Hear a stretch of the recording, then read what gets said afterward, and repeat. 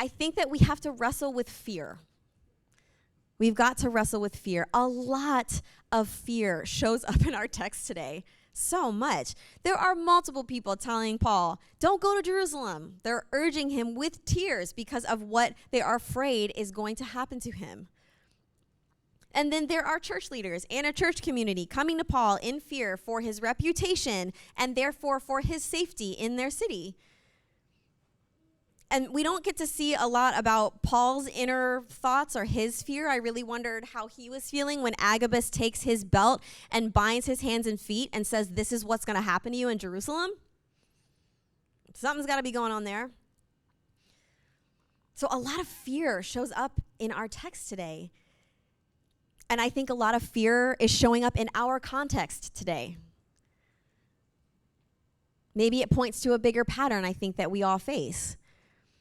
The temptation to avoid hard things.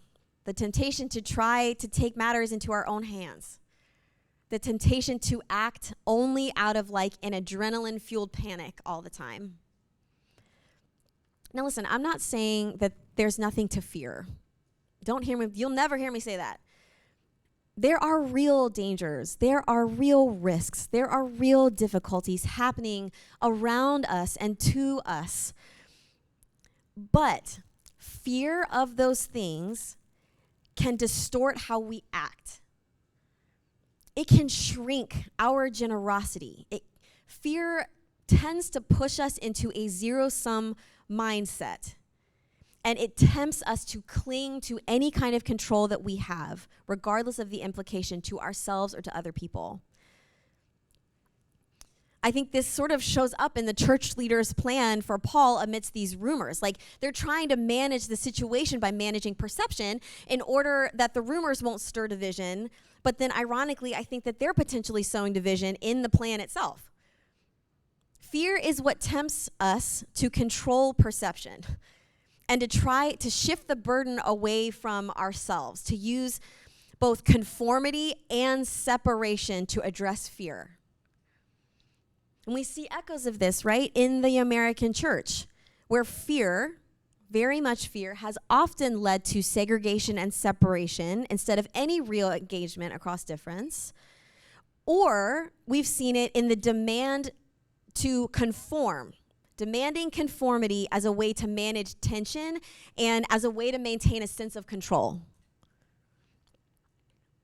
But I think, as Reverend Thomas Bowen reminded us a couple of weeks ago when he stood up here and preached, if fear and control are needed as fuel, perhaps the work that we're doing is in service to an idol with no real substance. Fear can be very powerful and quite controlling, but the Spirit works differently. The Spirit doesn't move us forward by fear. We don't get in step with God's mission by letting fear drive us.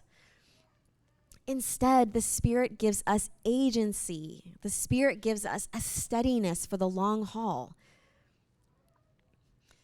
So I wonder at Christ City, as we sit in solidarity with Paul this morning, I wonder what it might look like to name and wrestle with our fears as we try to sustain in the Spirit together. How might fear be shaping choices that you are making?